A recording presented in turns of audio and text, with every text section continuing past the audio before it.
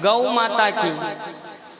पहली जो रोटी हम बनाते हैं ना भोजन में, वो पहली रोटी गौ माता की रोटी रहती है, और जो लास्ट की रहती है रोटी वो किनकी? श्वान कुत्ते की रहती है। लेकिन आजकल क्या होता है, उल्टा ही होता है।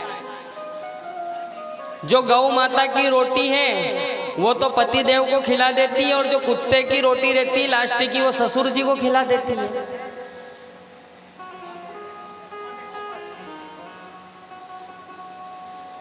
अब बताओ, वो गौ माता का जो भोग है वो तो पति देव खा गए, और जो श्वान का भोग है वो ससुर जी को खिला दिया, तो बताओ घर में मति कैसे आएगी? जब से श्रीमती आई है ये ऐसे काम कर रही है, जब भी तो घर के लोगों की मति चली जा रही है। तो हर माताओं बहनों को ध्यान रखना चाहिए कि पहला जो ग्रास है वो गौ माता के निमित्त में निकालना चाहिए, और उसके बाद में हमारे घर के ठाकुर जी के लिए निकालना चाहिए, उसके बाद में घर के लोगों को भोजन देना चाहिए, और लास्ट की जो रोटी बचती है ना वो श्वान कुत्ते के लिए निकाल के अलग रख के उसको दे देनी चाहिए, है ना। तो अभी मैंने बताया ऐसा तो कोई नहीं करता है जो मातृ शक्तियां बैठी है, नहीं तो सुधार कर लेना है ना। बोल गोपाल कृष्ण भगवान की। अब हमने कल कितने भाव से, कितनी भक्ति से किनका? भगवान ठाकुर जी का जन्मोत्सव मनाया। ऐसा लग रहा था कि हम किसी परिवार में उत्सव मना रहे हैं, ऐसा लग रहा था कि हम सीधे वृंदावन धाम में बैठे हुए हैं, और अपनी आंखों से वो नजारा देख रहे हैं कि जैसे स्वयं नारायण इस कथा पांडाल में प्रकट हो गए हो।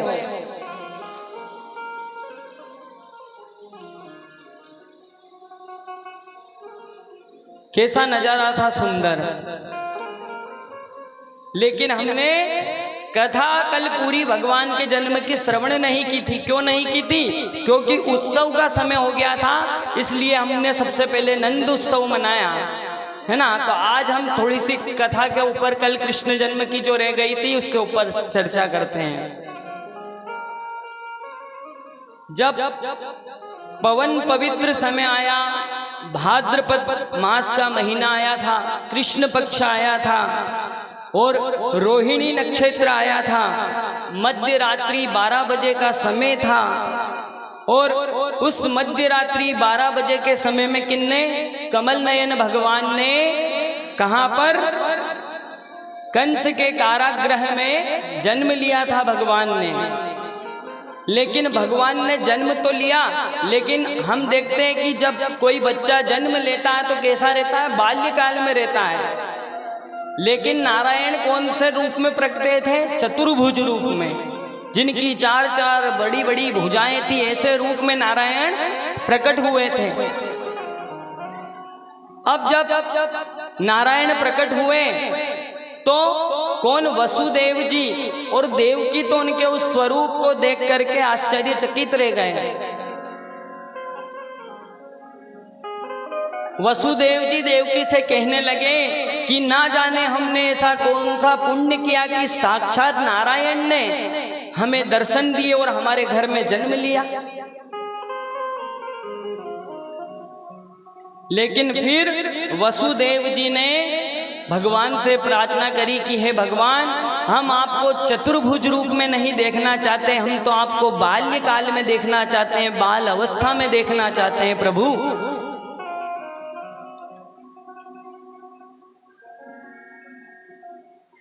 अब भगवान ने कहा कि ठीक है, मैं अपने बाल्य रूप में आ रहा हूं, लेकिन मैं जैसे ही जन्म लूं ना तो मुझे कहां पर? नंद बाबा के यहां गोकुल में पहुंचा देना, और नंद बाबा के यहां अभी अभी जन्मी हुई जो कन्या है ना, उस कन्या को लेकर के तुम कंस के कारागार में आ जाना। तब वसुदेव जी कन्हैया को अपने सिर के ऊपर एक सूपड़ा रहता है सोप, उसके ऊपर कन्हैया को लेटा करके और वसुदेव जी कहाँ चल दिए? गोकुल गांव की ओर चल दिए।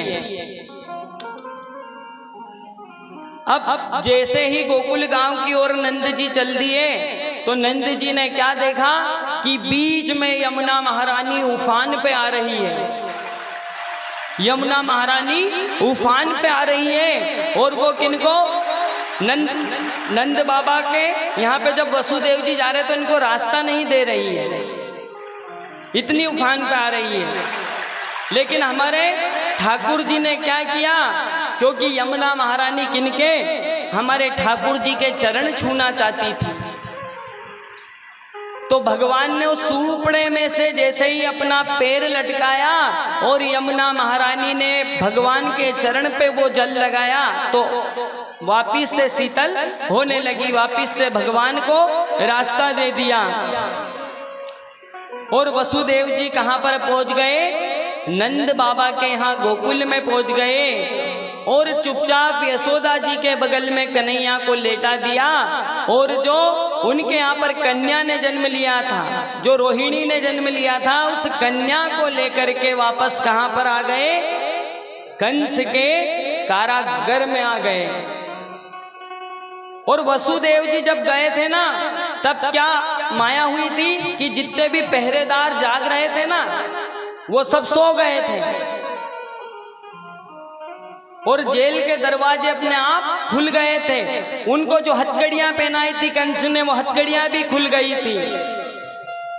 लेकिन जब वापिस वसुदेव जी उस कन्या को लेकर के आए तो क्या हुआ कि जैसे ही वसुदेव जी उस कंस के कारागृह में आए तो वापिस सारे दरवाजे बंद हो गए, वापिस उनको हथकड़ियां डल गई। और जैसे ही कन्या के रोने की आवाज कंस ने सुनी तो कंस तुरंत दौड़ करके और एक तलवार लेकर के कहां पर आ गया, उस जेल के अंदर आ गया और वसुदेव जी के हाथ में से उस कन्या को, उस बालिका को छीन करके और जमीन पर पटकना चाहा। लेकिन क्या हुआ, वो कन्या कंस के हाथ से छूट करके आकाश में उड़ गई। जैसे ही वह कन्या आकाश में उड़ी ना, तो उस कन्या ने कहा कि अरे पापी कंस, मुझे मारने से कुछ नहीं होगा। क्या बोली वो कन्या कि मुझे मारने से कुछ नहीं होगा, तुझे मारने वाला तो कब का गोकुल में जन्म ले चुका है। और वही कन्या कोई साधारण नहीं है, वो योग माया थी। और आज भी हम उस कन्या की पूजन माता लक्ष्मी के रूप में, माता दुर्गा के रूप में, माँ काली के रूप में करते हैं। यही योग माया है। इन्हीं ने भगवान को जब साथ दिया तो भगवान ने भी इनको आशीर्वाद दिया था कि तुझे जमाने के लोग भद्रकाली, लक्ष्मी, सरस्वती, इन नामों से तुम्हारी विश्व में पूजन होगी। तो इस प्रकार भगवान का जन्मोत्सव हुआ। अब क्या हुआ कि जो गोकुल जी का गांव है ना, गोकुल गांव में कृष्ण जी का जो जन्मोत्सव है वो बड़े धूमधाम से मनने लगा। अब जो नंद बाबा है, उनने पुत्र के जन्म होने पर उनका हृदय आनंदित हो गया। मान लीजिए आपके यहाँ पर बहू है और बहुत समय हो गया उनके यहाँ पे संतान ही नहीं हो रही है, पूरी उम्र निकल गई और मान लीजिए थोड़ी अवस्था अपनी बुढ़ापे जैसी होने लग गई, और उस अवस्था में भी अगर संतान हो जाए तो कितनी खुशियां मनती हैं।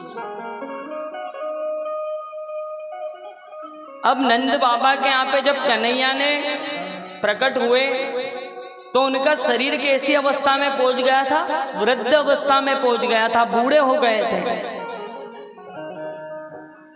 लेकिन जैसे ही प्रभु ने जन्म लिया तो नंद बाबा इतने खुश हुए, इतने खुश हुए कि उन्होंने 10,000 गाय ब्राह्मण को दान करने का संकल्प कर दिया कि मैं सारे गांव के ब्राह्मणों को 10,000 गौ माता का दान करूंगा। और अपने जो पूर्वज हैं उन पितरों की पूजन करवाई।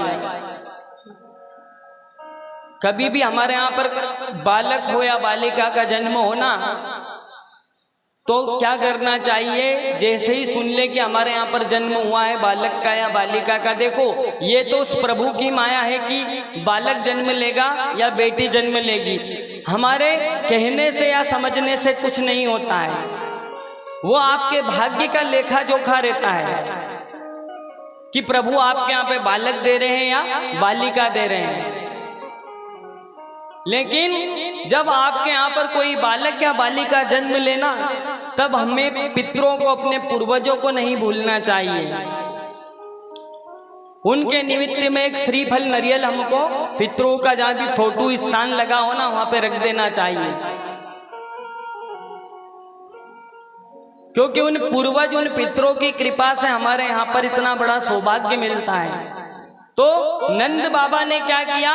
10,000 गाय तो ब्राह्मणों को दान करने का संकल्प किया, और उसके बाद में ब्राह्मणों को दान करने के बाद अपने पूर्वज पितरों की ब्राह्मणों के द्वारा बुलवा कर तर्पण किया, पिंड दान किया, और उनका भी पूजन नंद बाबा ने करवाया।